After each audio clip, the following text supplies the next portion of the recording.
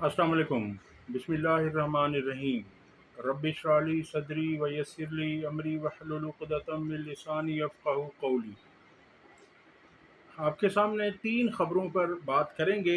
सबसे पहली ख़बर आपके सामने रखते हैं कि कल तहरीक इंसाफ ने पंजाब के 3 शहरों में एहतजाज का ऐलान किया। इन शहरों में फैसलाबाद, मियांवाली और बहावलपुर शामिल थे।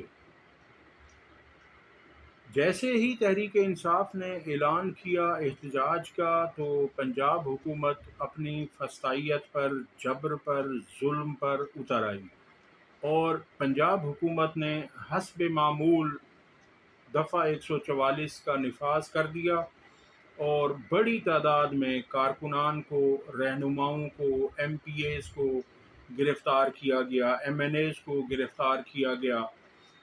अवाम पर निशाने ले लेकर स्ट्रेट फायर किए गए, सीधी गोलियां चलाई गईं, रबर बुलेट्स चलाई गईं और रियल गोलियां भी चलाई गईं।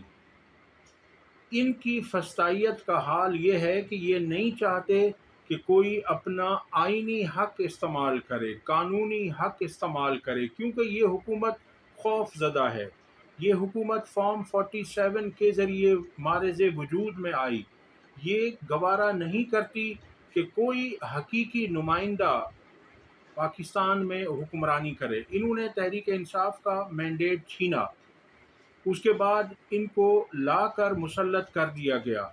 अवाम ने जिन्हें बुरी तरह से ठुकराया, हैंडलर्स ने इन्हें उठाकर उसी अवाम के ऊपर मुसल्लत कर दिया।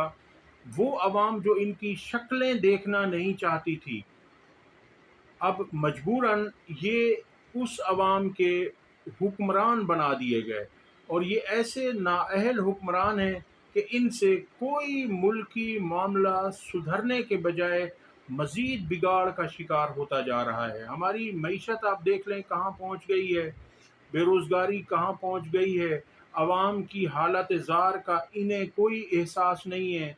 बिजली के बिल, गैस के बिल और तमाम अशियाए खुरोनोश की कीमतें आप देख लें कि वो आसमानों को छू रही हैं, मगर ये हैं कि इन्हें अपने अल्लों तल्लों से फुर्सत नहीं है।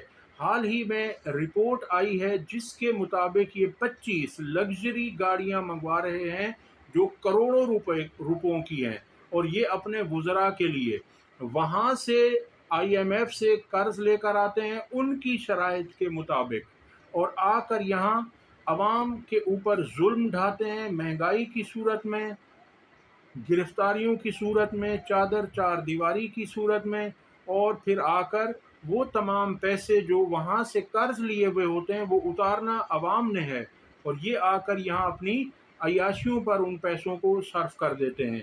बहरहाल अब पाकिस्तान की गैरतमंद अवाम, बहादुर अवाम, निडर अवाम, जुर्रतमंद अवाम ने अब इनकी बात ना मानने का फैसला कर लिया है, और ये 1.5-2 साल से, 2.5 साल से बल्कि यही सूरत हाल है।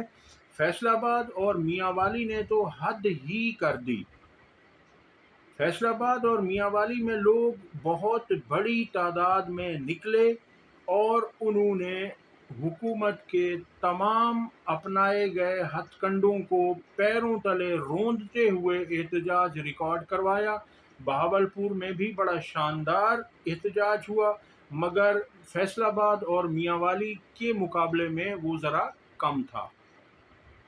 फैसलाबाद में एक सीट के अलावा तमाम सीटें तहरीक इंसाफ ने जीती हैं, और यही हाल मियांवाली का है। मियांवाली आपको पता है कि इमरान खान साहब का आबाई इलाका है। वहाँ के लोग बेपनाह इमरान खान से मोहब्बत करते हैं, इसलिए जितना जबर हो सका हुकूमत से इन्होंने किया, गिरफ्तारियां भी की, मगर अवाम बाज नहीं आई। अवाम बड़ी तादाद में बाहर निकली और उन्होंने अपना एहतजाज रिकॉर्ड करवाया। याद रखिए, एहतजाज का मकसद क्या होता है? एहतजाज का मकसद ये होता है कि बैनुल अक़वामी मीडिया तक, पाकिस्तानी मीडिया तक, पाकिस्तानी मीडिया तो बिका हुआ है, ये तो इनको ये लोग हड्डी डालते हैं और उस हड्डी के लिए ये ان کے پیچھے دم ہلاتا رہتا ہے ہمارا پاکستانی میڈیا، مگر انٹرنیشنل میڈیا میں یہ خبریں زور شور سے اٹھائی جاتی ہیں اور تمام ملک میں، تمام بین الاقوامی برادری میں اس بات پر گفتگو ہوتی ہے، ان کو لعن طعن کی جاتی ہے جو انہوں نے پاکستان کا حال کر دیا ہے۔ اب اگلی خبر آپ کے سامنے رکھنے جا رہا ہوں، اور وہ خبر یہ ہے کہ عمران خان صاحب نے گزشتہ دن اڈیالہ جیل میں گفتگو کی اور ان کا کہنا تھا کہ میرے پاکستانیوں، یہ وقت ڈو اور ڈائی کا ہے، اپنے مستقبل کے لیے نکلو، آخر کب تک خاموش رہو گے۔ ان کا کہنا ہے کہ اگر آپ اب نہ نکلے تو کبھی نہیں نکل پاؤ گے۔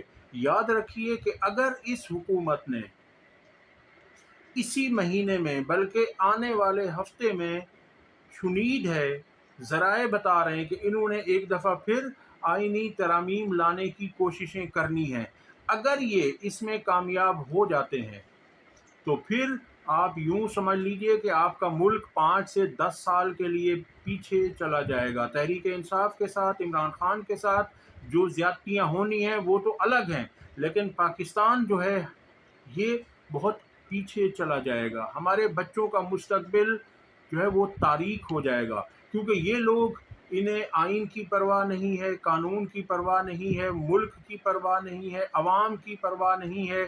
انہیں صرف کیا ہے کہ عمران خان کو جتنا زیادہ عرصہ جیل میں رکھا جائے، ان کی کوشش ہے کہ انہیں پابند سلاسل رکھا جائے۔ کیوں؟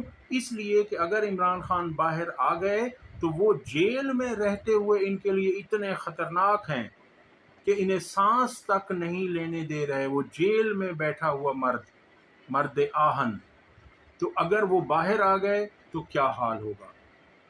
دوسری بات ان کی یہ ہے کہ اپنے کی کوششیں کرنی ہیں، اگر یہ اس میں کامیاب ہو جاتے ہیں تو پھر آپ یوں سمجھ لیجئے کہ آپ کا ملک 5 سے 10 سال کے لیے پیچھے چلا جائے گا۔ تحریک انصاف کے ساتھ، عمران خان کے ساتھ جو زیادتیاں ہونی ہیں وہ تو الگ ہیں، لیکن پاکستان جو ہے یہ بہت پیچھے چلا جائے گا۔ ہمارے بچوں کا مستقبل جو ہے وہ تاریک ہو جائے گا، کیونکہ یہ لوگ، انہیں آئین کی پرواہ نہیں ہے، قانون کی پرواہ نہیں ہے، ملک کی پرواہ نہیں ہے، عوام کی پرواہ نہیں ہے۔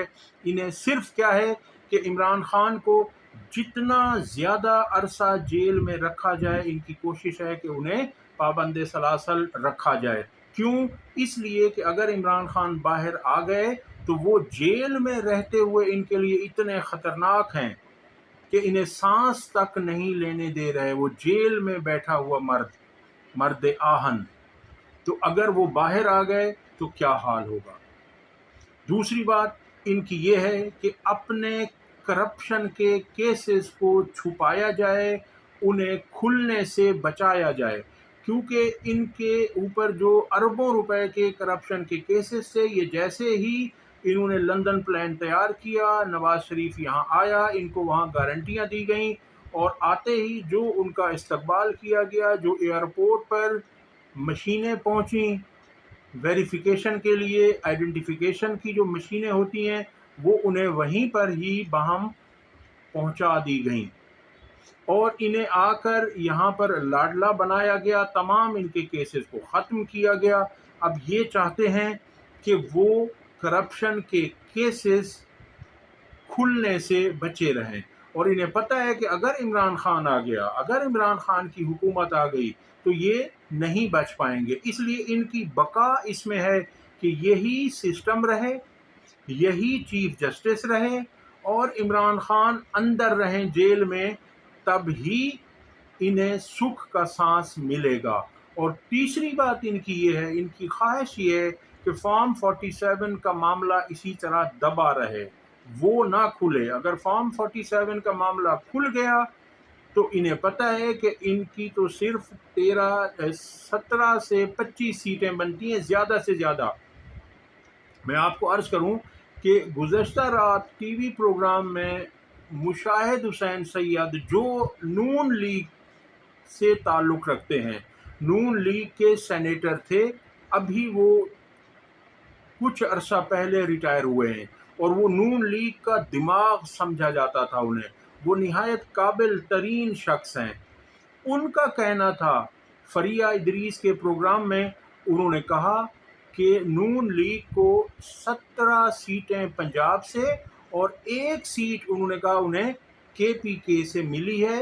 حقیقت میں فارم 45 کے ذریعے ان کا کہنا تھا، میں ان کی بات کوٹ کر رہا ہوں، انہوں نے کہا کہ صرف ان کی 18 سیٹیں بنتی ہیں، 17 پنجاب میں اور 1 کے پی کے میں۔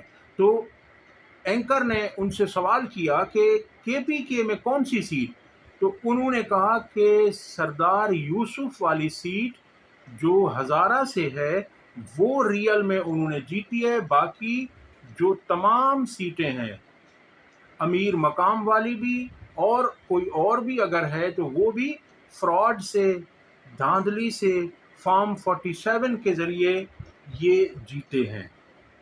تو اس طرح سے جب یہ ان کی اپنی پارٹی کے لوگ یہ کہیں گے کہ یہ فارم 47 کی حکومت ہے اور انہیں صرف 17 سیٹیں ملنی تھیں، تو اب یہ انہیں 2/3 اکثریت لے کر یا دلا کر تحریک انصاف کے لوگوں کو توڑ کر، خرید کر، غنڈہ گردی کے ذریعے اگر یہ کوئی آئینی ترمیم کرتے ہیں تو اس آئینی ترمیم کی کیا حیثیت ہوگی؟ اور خصوصاً قاضی صاحب جو کچھ سپریم کورٹ کے ساتھ کر رہے ہیں، جو آئین کے ساتھ کھلواڑ کر رہے ہیں، اس کے تحت اگر ان کو اکثریت دلائی جاتی ہے 2/3، تو اس کے نتیجے میں جو آئینی ترمیم ہوگی اس کا کیا فیٹ ہوگا، اس کی کیا تقدیر ہوگی، اس کا کیا مقدر ہوگا، اسے کون مانے گا، اس کی کتنی حیثیت ہوگی، یہ آپ خود دیکھ لیجئے۔ کیونکہ جو قاضی صاحب نے پریکٹس اینڈ پروسیجر کمیٹی کا اجلاس بلایا، جو اس میں اپنی مرضی کا ہم خیال جج جسٹس امین الدین کو لگایا، جس طرح سے اس کمیٹی سے جسٹس منیب اختر کو، جو کہ تیسرے نمبر کے سینئر موسٹ جج ہیں، رینکنگ میں وہ 3rd ہیں، کیونکہ جسٹس منصور علی شاہ صاحب کے بعد ان کا نمبر آتا ہے، انہیں جس طرح سے بے رحمی سے انہیں نکالا گیا ہے اس پریکٹس اینڈ پروسیجر کمیٹی سے، تو اس پریکٹس اینڈ پروسیجر کمیٹی کی اب کوئی آئینی اور قانونی حیثیت باقی نہیں رہی ہے۔ یہ اپنی مرضی کا 5ویں نمبر کا جج اٹھا کر انہوں نے اس کمیٹی میں بٹھا دیا اور وہی اب فیصلے کر رہے ہیں۔ انہوں نے یہ جو 63A کا جو کیس ہے، اس میں انہوں نے اپنا بینچ بنایا اور اس بینچ میں بھی جسٹس منیب اختر نے بیٹھنے سے انکار کیا، تو انہوں نے اپنی مرضی کا ہم خیال ہیرا جسٹس نعیم اختر افغان کی صورت میں وہاں پر بٹھا دیا۔ اب یہ 5 جج 63A کے کیس کو سن رہے ہیں اور امید ظاہر کی جا رہی ہے کہ کل تک ممکن ہے فیصلہ ہو جائے۔ قاضی صاحب کی تو کوشش ہوگی کہ آج ہی ہو جائے، مگر اب جب یہ اس کی سماعت ہو رہی تھی تو تحریک انصاف کے ہمدرد وکیل ہیں ایڈوکیٹ مصطفین صاحب، وہ روسٹرم پر آ گئے اور انہوں نے بات کرنی چاہیے۔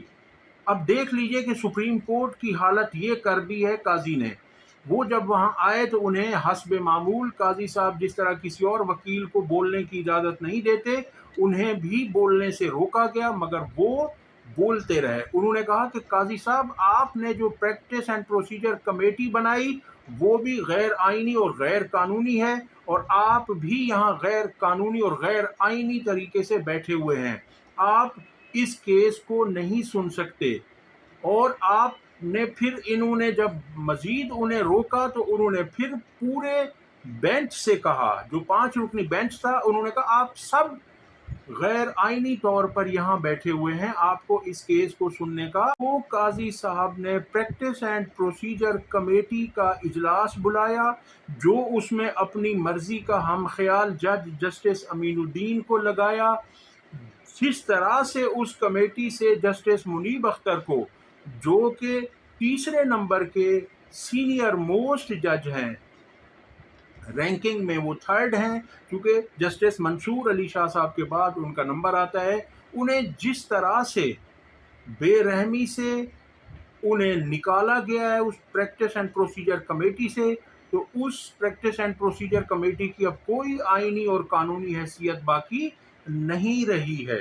یہ اپنی مرضی کا 5ویں نمبر کا جج اٹھا کر انہوں نے اس کمیٹی میں بٹھا دیا اور وہی اب فیصلے کر رہے ہیں۔ انہوں نے یہ جو 63A کا جو کیس ہے اس میں انہوں نے اپنا بینچ بنایا اور اس بینچ میں بھی جسٹس منیب اختر نے بیٹھنے سے انکار کیا، تو انہوں نے اپنی مرضی کا ہم خیال ہیرا جسٹس نعیم اختر افغان کی صورت میں وہاں پر بٹھا دیا۔ اب یہ 5 جج 63A کے کیس کو سن رہے ہیں اور امید ظاہر کی جا رہی ہے کہ کل تک ممکن ہے فیصلہ ہو جائے۔ قاضی صاحب کی تو کوشش ہوگی کہ آج ہی ہو جائے، مگر اب جب یہ اس کی سماعت ہو رہی تھی تو تحریک انصاف کے ہمدرد وکیل ہیں ایڈوکیٹ مستفین صاحب، وہ روسٹرم پر آ گئے اور انہوں نے بات کرنی چاہیے۔ اب دیکھ لیجئے کہ سپریم کورٹ کی حالت یہ کر دی ہے قاضی نے۔ وہ جب وہاں آئے تو انہیں حسب معمول قاضی صاحب جس طرح کسی اور وکیل کو بولنے کی اجازت نہیں دیتے، انہیں بھی بولنے سے روکا گیا، مگر وہ بولتے رہے۔ انہوں نے کہا کہ قاضی صاحب آپ نے جو پریکٹس اینڈ پروسیجر کمیٹی بنائی وہ بھی غیر آئینی اور غیر قانونی ہے، اور آپ بھی یہاں غیر قانونی اور غیر آئینی طریقے سے بیٹھے ہوئے ہیں، آپ اس کیس کو نہیں سن سکتے۔ اور آپ نے پھر انہوں نے جب مزید انہیں روکا تو انہوں نے پھر پورے بینچ سے کہا، جو 5 رکنی بینچ تھا، انہوں نے کہا آپ سب غیر آئینی طور پر یہاں بیٹھے ہوئے ہیں، آپ کو اس کیس کو سننے کا کوئی حق نہیں ہے۔ تو اس کے بعد قاضی صاحب آپے سے باہر ہو گئے اور قاضی صاحب نے کہا کہ آپ بدتمیزی کر رہے ہیں اور میں آپ کو عدالت سے باہر نکلوا دوں گا، میں پولیس بلوا لوں گا۔ تو انہوں نے کہا اور آپ کر ہی کیا سکتے ہیں؟ دیکھ لیجئے کہ یہ حالت کر دی ہے قاضی نے سپریم کورٹ کی۔ اس طرح کی مثال نہیں ملتی۔ وکلاء نے ہمیشہ عدالتوں کا احترام کیا ہے، مگر احترام کے لیے بھی کچھ ان کو بھی کرنا پڑتا ہے، کیونکہ بینچ اینڈ بار جو ہے یہ دونوں ایک دوسرے کے ساتھ لازم و ملزوم ہیں اور دونوں کا ایک بہترین اور مثالی تعلق ہوتا ہے۔ دونوں کو ایک دوسرے کی ضرورت ہوتی ہے، دونوں ایک دوسرے کا احترام کرتے ہیں۔ وکیل آفیسر آف دا کورٹ ہے، تو اس لیے دونوں کا احترام لازم ہے۔ تو قاضی صاحب کو بھی چاہیے کہ وہ اپنا احترام کروائیں۔ قاضی صاحب افسوس کی بات ہے کہ اس حد تک چلے گئے ہیں اپنے 3 سالہ ٹینیور کے لیے۔ انہوں نے اتنا پیسہ کمایا، اللہ نے انہیں عزت سے اتنا پیسہ دیا، لیکن جاتے جاتے جو انہوں نے آئین کا، قانون کا اور سپریم کورٹ کا حال کر دیا ہے، انہیں کوئی بھی ذی شعور شخص اچھے الفاظ میں یاد نہیں کرے گا۔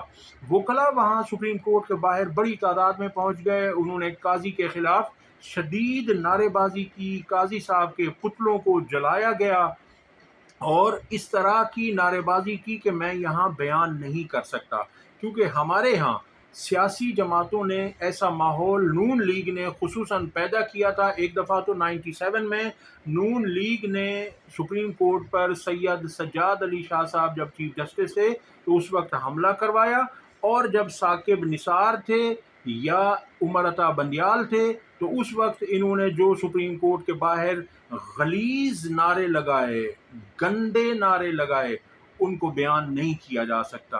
اس لیے یہ روایت نون لیگ نے ڈال دی ہے، مگر تحریک انصاف اس سے دور رہتی ہے۔ تحریک انصاف نے کبھی ایسا نہیں کہا، کسی کے احترام کو ملحوظ خاطر رکھنے کا درس دیا ہے تحریک انصاف نے۔ بہرحال وہاں وکلاء نے شدید نعرے بازی کی ہے قاضی صاحب کے خلاف، اور قاضی صاحب کو بھی چاہیے کہ وہ آئینی حدود میں رہتے ہوئے اپنا کام کریں اور اس طرح کے کام نہ کریں کہ وہ 3 سال کے لیے اس حد تک چلے جائیں، اتنے گر جائیں کہ پاکستان کا بچہ بچہ ان سے نفرت کرے اور انہیں رہتی دنیا تک تنقید کا نشانہ بنایا جائے۔ وکلاء کے صرف 3 مطالبات تھے۔ انہوں نے یہ کہا کہ ہمیں جسٹس منصور Ali Shah next chief justice کے طور پر چاہیے، اور ہمیں منظور نہیں ہے کہ سپریم کورٹ سے اوپر कोई आईनी अदालत कायम की जाए, क्योंकि इस तरह से करने से सुप्रीम कोर्ट का वक़ार, रोब, दबदबा ख़त्म हो जाएगा। और वकला का मज़ीद कहना था कि जो ये आईनी तरामीम की जा रही हैं, ये गैर आईनी हैं, ये गैर कानूनी हैं, ये गैर अखलाकी हैं, ये गैर जमहूरी हैं, इन्हें हम किसी सूरत नहीं मानते। अब तक के लिए इतना ही। वीडियो पसंद आई हो तो इसे लाइक और शेयर करें और चैनल को सब्सक्राइब करें। अल्लाह हाफिज़।